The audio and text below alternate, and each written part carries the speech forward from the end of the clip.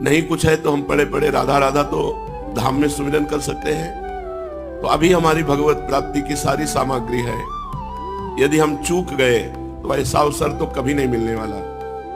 कभी किसी कल्प में ऐसा अवसर मिले, भगवान कृपा करें तो बात अलग है, बार बार तो बनत नहीं। या संजोग अनूप मानुष तन वृंदा विपिन रसिकन संग और बिबिरूप। रसिकन संग बिबिरूप भजन सर्वोपरि आहे। सर्वोपरि उपासना श्री प्रिया प्रीतम की मिल गई, सर्वोपरि धाम मिल गया, सर्वोपरि रसिक गुरुदेव मिल गए। अब हमें सर्वोपरि सहचरी भाव प्राप्त करना चाहिए। इसके लिए प्रयत्न करना पड़ेगा। खूब निज मंत्र का जाप, और जब सेवा करें तब भाव में भर कर करें कि मैं प्रियाजू की दासी हूं। ये स्त्री पुरुष शरीर मायाकृत है, ये कुछ समय के लिए मिले हैं, ये सत्य नहीं है। सत्य है भाव दे प्रियाजू का दासत्व स्वीकार करके हर समय सहचरी भाव में भरे हुए उनको जल पिला रहे हैं, उनको भोग पवा रहे हैं, उनको पान की बीड़ी अर्पित कर रहे हैं, पंखा कर रहे हैं, चमर कर रहे हैं। ये जो भी सेवा है सहचरी भाव में भरकर कीजिए। वाणी गायन कर रहे तो प्रियालाल सामने विराजमान है, प्रियालाल का जस प्रियालाल को सुना रहे हैं, और उस समय पुरुष स्त्री भाव में नहीं, अपने को प्रिया दासी भाव में बैठाल करके तब वाणी गायन कीजिए। देखिएगा आपको सुख मिलेगा। यह आत्म सुख है। आत्मा हरिवंश प्रगट परमानंद श्री हरिवंश प्रमाण मनम। हमारी आत्मा है हित सजनी जू, हमारा स्वरूप है हित सहचरी। जो हित सजनी जू का स्वरूप है वही हमारा स्वरूप है हित सहचरी। जब हम अपने को सहचरी रूप में अनुभव करके सेवा करेंगे, पद गायन करेंगे, धाम वास करेंगे, ठसक में रहेंगे हमारे माई श्यामाजू को राज, तो हम जीते जी जीवन मुक्त हो गए। देह भाव का त्याग ही तो समस्त साधनाओं का उद्देश्य है, चाहे वो ज्ञान मार्ग से हो, चाहे वो भक्ति मार्ग से हो, चाहे अष्टांग योग से हो, चाहे कर्म योग से हो। सबका उद्देश्य है देह भाव का विस्मरण और परमात्मा स्वरूप में स्थिति। श्रीपाद प्रबोधानंद जी महाराज कह रहे हैं, वेदांता प्रतिपादयन्ति मुखतो नो चेत ततः किम मम मन्यन्ते न च शास्त्र गर्त पतिता दुस्तर किरह किम ततः नो चेत भागवतानुभूति पदवीं यातस्ततः किम मम स्वात्मा वज्र सहस्त्रविद्य इव न स्पंदेत वृंदावनम। यदि वेद आदि में वृंदावन की महिमा नहीं वर्णित है, वो तो हरि को ही नेति नेति कह के वर्णन करते हैं, तो फिर हरि के प्रेम धाम की महिमा का कहां से वर्णन करे। तो श्रीपाद करे, वेदांता प्रतिपादयन्ति मुखतो नोचेत ततः किम मम। यदि वेद और वेद का शिरोभाग उपनिषद वृंदावन की महिमा वर्णन नहीं करता तो इसमें मुझे कोई खेद नहीं है। अरे वेद में वृंदावन की महिमा नहीं लिखी, वेद में राधा नाम, वेद की पहुंच ही नहीं है। जब भागवतिक प्रेम का उदय होता है तो वो वेदातीत हो जाता है। उसके लिए देवर्षि नारद जी कहते हैं, वेदान्नपि संन्यस्ति सा केवलम अवचिन्न अनुरागम लभते। जो संपूर्ण वेद का त्याग कर देता है वो अखंड प्रेम को प्राप्त होता है। वेद भगवान के महामहिम ऐश्वर्यमय स्वरूप का वर्णन करते हैं, महामहिम ब्रह्म स्वरूप का वर्णन करते हैं, लेकिन प्रीति के लिए तो केवल इतना संबोधन कर दिया, रसो वैशाह रसम हेराम लब्ध्वा आनंदी भवतु। वो परमात्मा रस स्वरूप है, उस परमात्मा को प्राप्त होकर के जीव परमानंद में निमग्न हो जाता है। अब वो रस क्या है? रस की मूर्ति श्री लाडली लाल है, रसमय हरिवंश परम परमाक्षर है, रसमय वृंदावन है, रसमय सहचरी जन है। अब ये वेद कहां वर्णन करे? वेद तो इशारा मात्र वर्णन करके नेति नेति कह दिया। तो श्रीपाद कह रहे, मुझे इससे कोई खेद नहीं है कि वेद ने वृंदावन की महिमा वर्णन नहीं की, राधा नाम की महिमा वर्णन नहीं की। जो आ ओ मा बिंदु नाद, ये ओम है, ये प्रियाजू की नूपुरों की झनकार से प्रकट हुआ है। अनेक मंत्रों का नाद प्रियाजू जब करुणा करके गजगामिनी चाल चलती है तो उनकी नूपुरों की ध्वनि से अनेक सुंदर सुंदर मंत्रों का नाद होता है। प्रियालाल की महिमा अगोचर है वेद से। श्रीपाद कह रहे हैं मन्यन्ते न च शास्त्र गर्त पतिता दुस्तर्किणः किम ततः। क्या वृंदावन में भगवान है? भगवान तो सर्वत्र है। तार्किक लोग अगर ऐसा कहते हैं तो शास्त्र के गर्त में गिरे हुए इन कुतर्की गणों से मेरे भाव में कोई फर्क पड़ने वाला नहीं, क्योंकि ये नहीं जानते। शास्त्र के गर्त में पड़े हैं, सर्वत्र भगवान है, ठीक है, लेकिन अव्यक्त है। यहां कण कण में भगवान प्रकाशित है। ये प्रेम धाम वृंदावन है। वैसे ही बताओ कौन सा ऐसा नगर या कौन सा ऐसा क्षेत्र है जहां इतने शालिग्राम भगवान हो, इतनी श्रीमद् भागवत हो, इतने श्री ठाकुर जी के श्री विग्रह, घर घर ठाकुर सेवा, एक एक नहीं कई कई जोड़ी ठाकुर जी विराजमान है। और फिर साक्षात स्वयं प्रकाशित बिहारी जू, राधा रमण जू, राधा रमण लाल जू, राधा वल्लभ लाल जू। कैसे समानता कैसे हो सकती है? रजरानी की महिमा कहां त्रिभुवन में प्रकाशित है? वृंदावन की रज की समानता तो वैकुंठ में की भी नहीं है। रज की तुल वैकुंठ नहीं और लोग की हिमाय। तो कह रहे हैं अगर कुतार्किक गण ये कहते हैं अरे सर्वत्र भगवान है, वृंदावन में क्या है, तो हमें उनकी बात नहीं सुननी, क्योंकि वो हमारी दृष्टि से अज्ञानी जन है। स्वयं प्रभु यहां लीला किए। कोई कण ऐसा नहीं जो प्रेमियों के आंसुओं से भींगा न हो, कोई कण ऐसा नहीं जो राधा किशोरी और लालजू के चरणारविंद के चिन्हों से युक्त ना हुआ हो।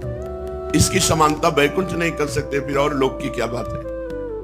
स्वयं भगवान काशी स्थित विश्वनाथ जी वृंदावन में गोपेश्वर के रूप में विराजमान हैं और आकांक्षा करते हैं कि इसी रज में सदैव हमें वास मिले। जो रज शिव शनकादि की आचत, सो रज शीस चढ़ाऊं, किशोरी तेरे चरणन की रज पाऊं।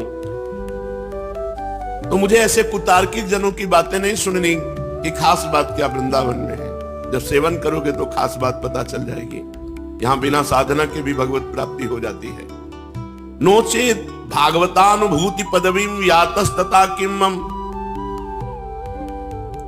इस श्रीधाम का महात्म्य यदि भक्त लोग भी नहीं जानते हैं, नोचेत भागवतानुभूति पदवीं, उनको अनुभव नहीं है वृंदावन की महिमा का, तो यातस्तता किमम, इससे मेरा क्या है? वो नहीं जानते हैं धाम की महिमा को, तो मेरा उससे कुछ बिगड़ता नहीं, मेरे भाव में कोई अंतर नहीं पड़ेगा। मैं तो स्वात्मा वज्र शास्त्र विद्य इवना स्पंदित वृंदावन। यदि मेरे शरीर को हजारों वज्रों से काटा जाए तो भी मैं वृंदावन नहीं छोड़ूंगा। ये दुर्गति है जीव की, जो धाम आश्रित होकर सोचता है कि हमारा काम कैसे चलेगा। यदि बाहर नहीं जाएंगे तो हमारा काम नहीं चलेगा, रुपया पैसा खान पान वास व्यवस्था। तो तुमने धाम को समझा ही क्या है? धाम की समानता करोड़ों कल्पतर नहीं कर सकते। यदि आप धन की ही आकांक्षा करोगे तो मारा घूमेगा धन, भोग की आकांक्षा करोगे तो भीड़ लग जाएगी भोगों की। अभी आपने धाम को रिझाया नहीं है, धाम को अभी अपने हृदय में स्वामी नहीं माना, इसलिए आपको भटकना पड़ सकता है। और यहाँ की महिमा है, यदि आप ऐसा सोचेंगे कि बिना बाहर जाए काम नहीं बनेगा, तो आपको बाहर जाना ही पड़ेगा, तभी आपका काम बनेगा। अगर आपने सोच लिया कि मर जाऊंगा बाहर नहीं जाऊंगा, तो सारे काम घर बैठे बन जाएंगे। अपने घर बैठे बनते हैं काम। कमी क्या है? कमी है केवल हमारे भाव की। धाम में कोई कमी नहीं है, धाम में कोई कमी नहीं है। जिसको लगता है ना कि ऐसे करने से चलेगा, जिंदगी भर ऐसे करते करते मर जाओगे, कुछ नहीं होगा। जिसको ये लगता है ना मैं अपने दिमाग से लाता हूं कमा के, तो उतना ही लाओगे जितना छोटा दिमाग है। वो ऐसे भरोसे में बैठे होला, जो देने वाला है ये उसका कार्य है, वो अपने आप देखिएगा। तो कह रहे शरीर को काट डाला जाए तो भी नहीं जाएंगे वृंदावन। धाम में शरीर को, इसको सजाने, इसको पालने, इसको पोषण करने से ही तो हमारी दुर्गति हुई है। हमको उचित आहार दे देना है इसको, और इस दुष्ट से खूब भजन कराना है, खूब सेवा करानी है, और अब ब्रह्मचर्य से रहना है, संयम से रहना है। क्या सुख है संसार में? अब हमें बताओ कौन सा सुख है? रुपया पैसा घर मकान काम भोग सुख। पूरे दिमागों को तौल के देखो, और काम भोग का सुख है कहां? मलमूत्र के द्वारों में। और द्वार कैसे? जिनको छू लेने के बाद कई बार लगाकर हाथ धोकर तब पवित्र माना जाता है। बुद्धि भ्रष्ट है कि चलो जब तक रही तब तक रही, अब जब परमार्थ में आ गए तब तो सिंहवत रहो। उठो, भगवान ने यदि हमें भजन का अवसर दिया तो इससे बड़ी और कोई कृपा नहीं है भगवान के पास। ये रुपया पैसा दुल्हन नाना प्रकार की भोग सामग्री कृपा नहीं है, पापियों के पास भी है। सुत दारा धन लक्ष्मी पापियों के घर होए, संत समागम हरि कथा तुलसी दुर्लभ दोए। अगर वृंदावन वास मिल गया है तो मरने की ठान लो, लेकिन जाने की मत सोचना। जाने की सोचे तो फिर गए गए। बहुत हृदय जलता है कि यार इतना बढ़िया जीव को अवसर मिला भगवत प्राप्ति का, ये भगवत प्राप्ति का कोई महत्व ही नहीं समझते। जहां साल 2 साल भजन की हृदय जला, देखो भजन का फल है उदासी। आप जितना भजन करेंगे तो आप अंदर ही कुछ अच्छा नहीं लगे। कल हम किसी से कह रहे थे कि कितना बड़ा भजन का महत्व है, मन उदास हो जाता है। लोक परलोक उसको कुछ अच्छा नहीं लगता। गाड़ी में बैठ के चलना ऐसा लगता है जैसे जेल की सजा दी जा रही है। आप क्या समझते हो? हमारा सौभाग्य नंगे पैर वृंदावन में चलना, हमारा सौभाग्य मांग के खाना, हमारा सौभाग्य फटे पुराने कपड़े पहनकर भगवान के लिए रोना, हमारा सौभाग्य हम किसी का मुंह न देखे, कोई हमारा मुंह न देखे, हम केवल प्रिया प्रीतम को देखे, वो हमें देखे, ये हमारा सौभाग्य। पर जोई जोई प्यारो करे सोई मोहि भावे, जैसे प्यारे रखे। जीवन ऐसा नहीं। आज तक स्वप्न में ये कुछ नहीं आया है अभी तक। वही फटे पुराने कपड़े, वही भीख मांग के खाना, वही एकांत में पड़े रहना। स्वप्न आएंगे तो ऐसे ही आएंगे। अभी सूक्ष्म शरीर में इनका प्रवेश नहीं हुआ। ये कोई सौभाग्य है? हम आपसे सच्ची कहते हैं, भगवान से कभी मत मांगना कि यश हो, कभी मत मांगना। यही मांगना कि प्रभु मुझे संसार में कोई जान न पावे, छुप करके आपका भजन करके मर जाऊं, कोई ये भी न जान पावे कि आपका ये भगत था। ऐसी बात मांगना हम ये अनुभव की बात कहते हैं। कुछ नहीं, कुछ नहीं, सब नौटंकी माया की है। कंचन कामिनी कीर्ति 3 खाइयां हैं, इन्हीं में गिराकर भगवान से विमुख कर देती है माया। तो कह रहे चाहे शरीर को काट दिया जाए, किसी से संबंध न रखो। बहुत विचित्र माया है, बहुत सावधान रहो। कभी भी घसीट कर कहीं भी गिरा सकती, इसलिए हरि शरणम हरि शरणम हरि शरणम। भगवान मैं आपकी शरण में हूं, आप ही बचाओ, आप ही करुणा करो। स्वात्मा वज्र सहस्त्र विद्य इवना स्पंदे तो वृंदावना। मेरा शरीर हजारों वज्र से भी काटा जाए तो मैं वृंदावन नहीं छोड़ूंगा। श्री वृंदावन महामहिम, बस इतना तुम नियम ले लो, आप पार हो गए। भजन बने तो ठीक, ना बने तो एक भजन बन रहा है। 4 द्वार है, नाम रूप लीला धाम। धाम में तुम्हारा शरीर पड़ा हुआ है और इसी रज में शरीर छूटेगा तो निश्चित भगवत प्राप्ति हो जाएगी। पूज्य पंडित गया प्रसाद जी महाराज गिरिराज वाले बाबा की अमृतमयी वाणी। धाम चिन्मय वस्तु है, या को कण कण तृण तृण चिन्मय है, किंतु प्राकृतिक जीव को जाकी दृष्टि माया से दूषित है, सब प्राकृतिक ही दिखे है, नहीं तो धाम चिन्मय वस्तु है। जो गुरु कृपा बल से, भजन बल से प्राकृतिक दृष्टि से ऊपर उठ जाए और भाव जगत में प्रवेश करे, वाकु धाम की महिमा दिखाई दे। वाको धाम की प्रत्येक वस्तु सच्चिदानंद घन ही दिखे है। अब प्रश्न यह उठे है कि जिनको प्राकृतिक ही दिखाई दे है, उनको क्या करना चाहिए? यदि धाम में रहे तो डर लगे कि अपराध बने। ये जो बाहरी लोग आते हैं और यहाँ पिकनिक मनाते हैं ना, नरक का रास्ता बनाते हैं। वहां से लड़का लड़की आए, होटल ले लिए और गंदे आचरण किए, तो दुनिया का पाप यहाँ दर्शन मात्र से नष्ट हो जाता है। यहाँ पाप करोगे तो दुनिया में कहीं भागकर चले जाओगे, और यहाँ का पाप ऐसे जैसे उपजाऊ भूमि में नए नए किंगा, ऐसे एक पाप तुम्हें लाखों बार दंड देगा, लाखों बार, क्योंकि उपजाऊ भूमि है ये। जैसे यहाँ 1 रुपया दान करो तो लाखों रुपया के बराबर हो जाता है, ऐसे एक पाप करो तो लाखों पाप के बराबर हो जाएगा। बहुत होश में। यदि धाम में रहे तो अपराध बने। अब लोग ऐसे आते हैं जैसे किसी शहर में मसाला खाएं, पीछे से थूक दिए, और कोई वैष्णव नाम जप करते हुए परिक्रमा जा रहा है, उसका पैर पड़ा, तुम्हारे सारे पुण्य नष्ट हो गए। खिलवाड़ समझते हो? परम धाम वृंदा विपिन है, यहाँ जामन आवे वहां थूक दो, चाट चूट खाई, दोना फेंक दिए, खखार के थूक दिए, बीड़ी सिगरेट पिए, यहाँ नाना प्रकार की कुमार्गामी प्रवृत्तियां की, तो नर्क पक्का है, पक्का एकदम। कोई तुम्हारा दान पुण्य तीर्थ अवगाहन काट नहीं सकता, क्योंकि धाम का पाप है ये। अन्य जगह पाप बन जाए तो तीर्थों में जाने से नष्ट हो जाता है। तीर्थों में पाप बन जाए तो पुरियों में जाने से नष्ट हो जाता है। जो सप्तपुरियां, द्वारिकापुरी, कांचीपुरी, हावंतिकापुरी, ऐसे जो भगवान की पुरियां हैं, मथुरापुरी, अयोध्यापुरी, ऐसे 7 पुरियां, मथुरा, माया, काशी, कांची, हावंतिकापुरी, द्वारावती, 7 पुरियों का वर्णन है। अगर पुरियों में पाप बन जाए तो धाम, ये ब्रज धाम 84 कोष धाम है, ये सब पाप नष्ट हो जाते हैं। यहाँ अगर नंगे पैर पवित्रता से आप परिक्रमा एक लगा लिए तो जीवन का बहुत बड़ा लाभ कर लिए। 84 कोष भूमि की एक परिक्रमा लगा ली तो 84 लाख योनियों में अब आपको नहीं जाना पड़ेगा। ये ब्रज 84 कोष महामहिमा में। अब अगर यहां पाप बन गया तो धाम ही केवल मिटा सकता है, दूसरा नहीं। धाम का पाप केवल धाम मिटा सकता है, और वो आराधना करनी पड़ेगी रसिकों की आज्ञा के अनुसार। धाम की आराधना, मान लो किसी रसिक से पूछा हमसे पाप बन गया, अब कैसे क्या करें, तो अगर वो कहते जाओ कोई बात नहीं, माफ कर दिया धाम ने, उनके मुख में बैठकर धाम ने माफ कर दिया। अगर वो कहते चलो 3 परिक्रमा लगाओ वृंदावन की, चलो अच्छा दंडोती परिक्रमा लगाओ, बस चुपचाप लगा लो, बिल्कुल वो पाप नष्ट हो जाएगा जैसा वो कह रहे हैं। क्योंकि उस समय आपने जब प्रश्न किया तो रसिक महापुरुष के हृदय में बैठकर धाम तुम्हारे पाप मोचन के लिए उपाय बता रहा है, वैसा ही कर बैठो। चिन्मय को प्राकृतिक देखें तो का यहां सो, फिर वास नहीं करना चाहिए, भाग जाना चाहिए नहीं। कम से कम बाहर से आए वाले को अपराध ना बने, ये विचार करो। तो यहां रहने वाला, ये गुरुदेव भगवान से प्रश्न किया था 25-26 वर्ष पहले। महाराज जी सुनते हैं धाम अपराध बहुत बड़ा होता है, जब धाम में रहेंगे तो यहाँ सब पूरी दिनचर्या होगी, तो क्या ये अपराध नहीं बनता?